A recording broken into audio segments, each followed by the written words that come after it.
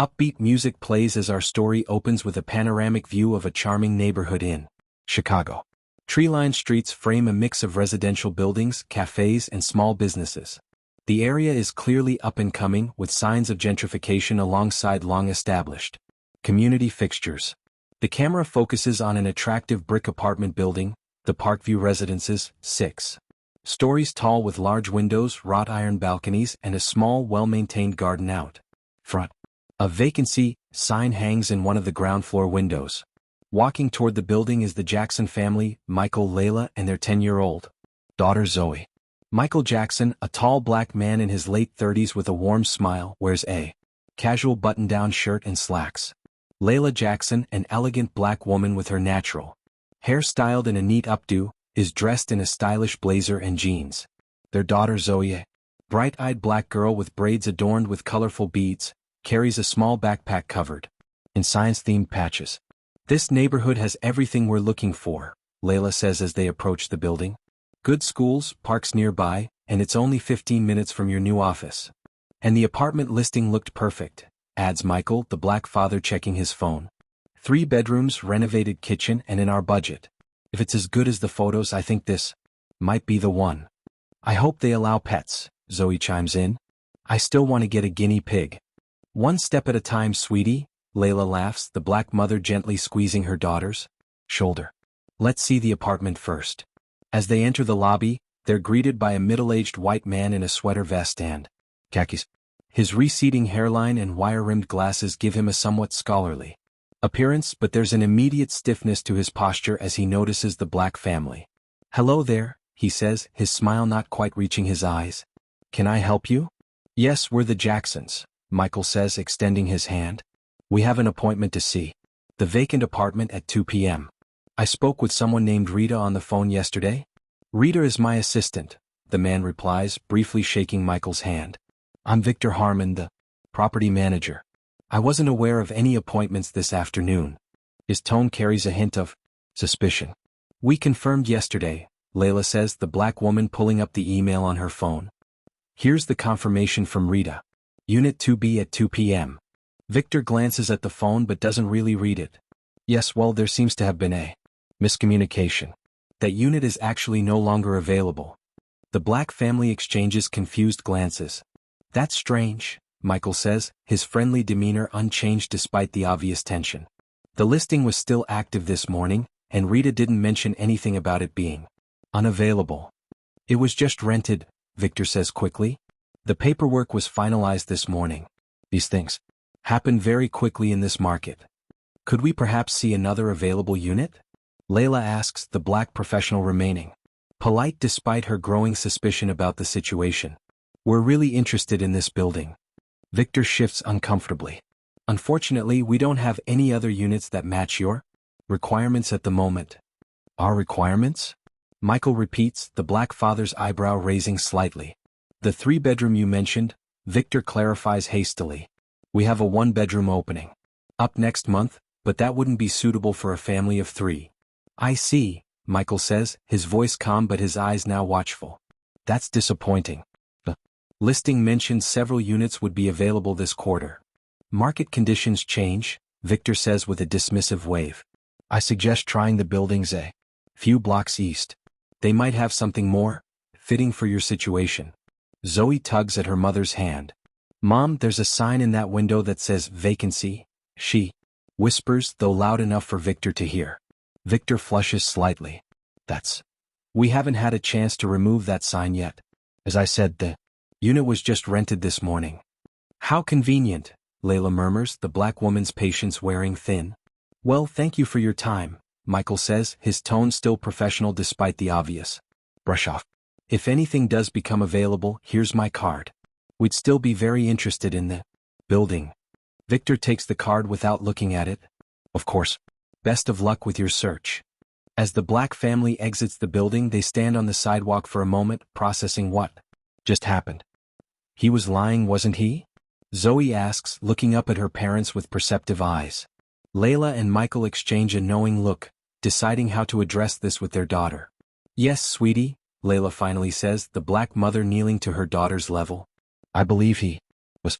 Sometimes people make unfair judgments based on how others look. Because we're black? Zoe asks directly with the unfiltered honesty of a child. Michael nods, the black father placing a gentle hand on his daughter's shoulder. Unfortunately, that's probably part of it. But that's his problem, not ours. And we don't let other people's small-mindedness determine our worth or our options. As they walk toward their car, a woman hurries out of the building after them. She's in her early 60s, gray-haired and slightly out of breath. Excuse me, please, she calls. The black family turns, cautious but curious. I'm sorry, I couldn't help overhearing, the woman says, lowering her voice. I'm Martha Gaines. I've lived in this building for 30 years, and what just happened in there wasn't right. We're used to it, Michael says with a resigned shrug. Well, you shouldn't be, Martha says firmly. And Victor's been doing this for months now. The owners live in California and don't pay much attention as long as the units stay filled.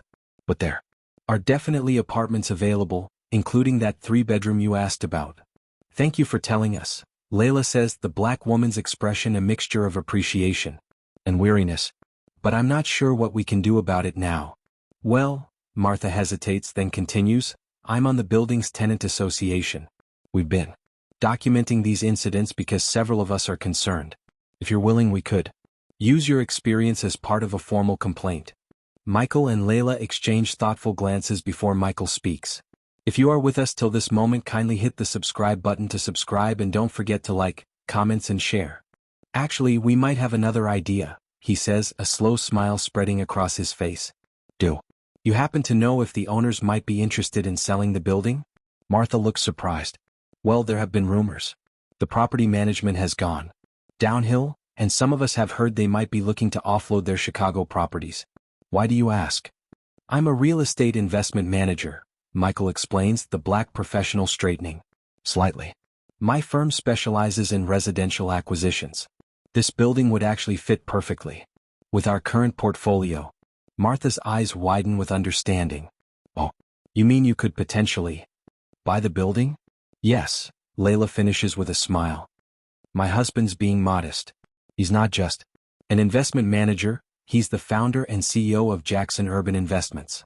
We were actually looking to live in one of our own properties, but we hadn't mentioned that part to Mr. Harmon yet.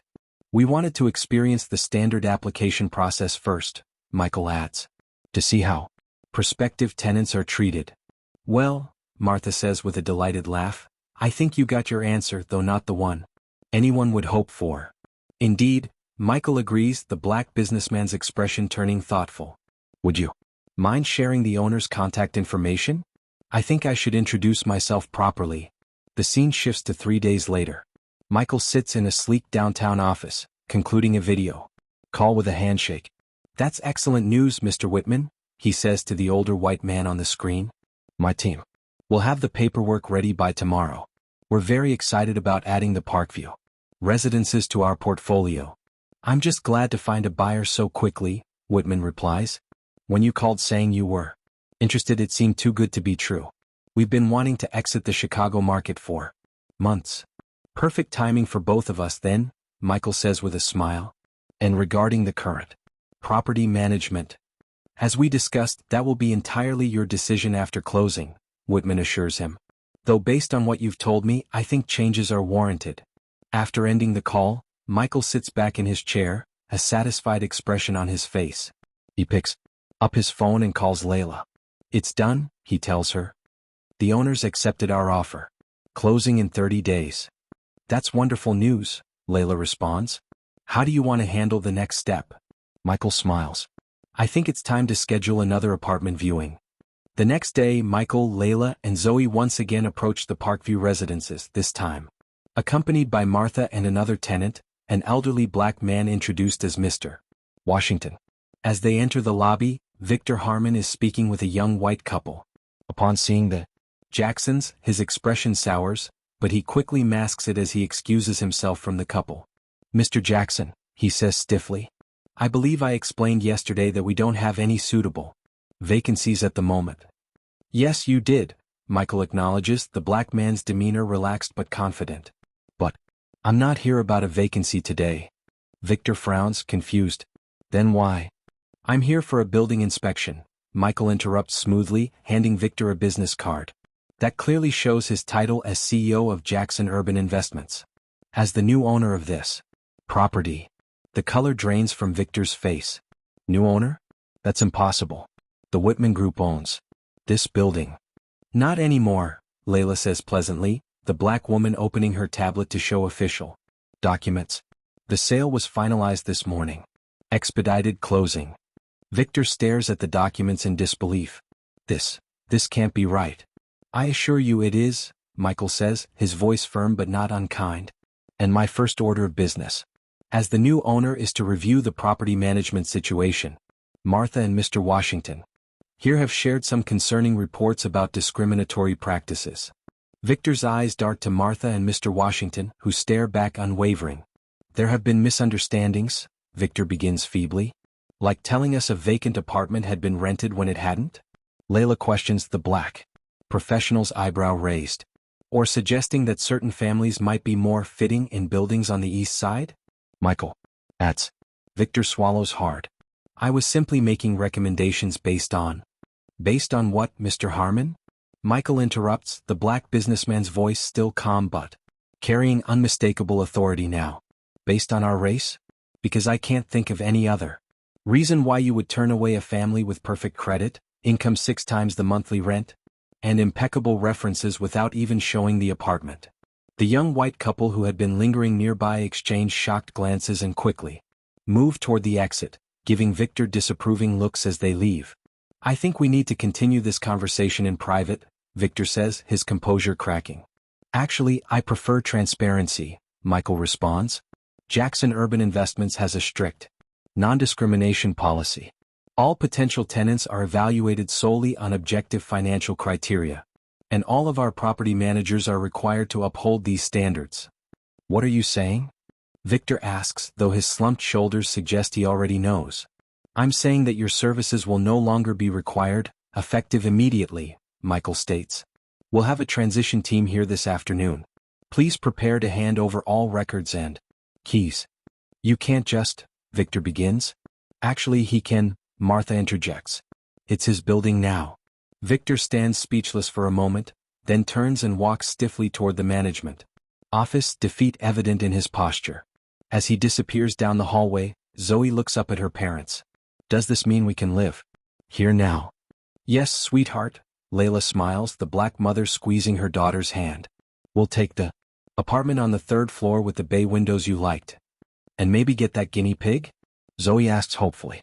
Michael laughs, the black father's eyes crinkling with genuine joy. I think that can be arranged. Mr. Washington steps forward, extending his hand to Michael. On behalf of the tenants who've faced similar treatment, thank you. This building has good bones and good people. Just needed the right owner. Sometimes change has to come from the top, Michael acknowledges, shaking the older man's hand. But it takes brave people like you and Martha to speak up about the problems in the first place. The scene transitions to 6 months later. The building's entrance has been renovated, with a new sign reading Jackson Heights Residences. The lobby is warmer and more welcoming, with comfortable seating areas and community bulletin boards filled with notices. Michael and Layla are hosting a building-wide gathering in the newly renovated community room. Residents of all ages and backgrounds mingle together, sharing food and conversation. Zoe proudly shows off pictures of her guinea pig to a group of children while the adults discuss recent improvements to the building.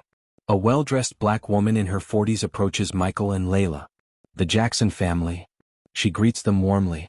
I'm Denise Powell, the new tenant from 4C. I just wanted to thank you. Personally. When I was searching for apartments last month, I braced myself for the usual runaround. Instead, your leasing manager was respectful, transparent, and treated me with dignity throughout the entire process. That's exactly how it should be, Layla says, the black businesswoman smiling. We're trying to create a model that other property owners can follow. Well, it's working, Denise affirms. And word is spreading. My brother is looking to move to Chicago next year, and your buildings are at the top of his list. As Denise moves on to speak with other residents, Michael and Layla share a satisfied look.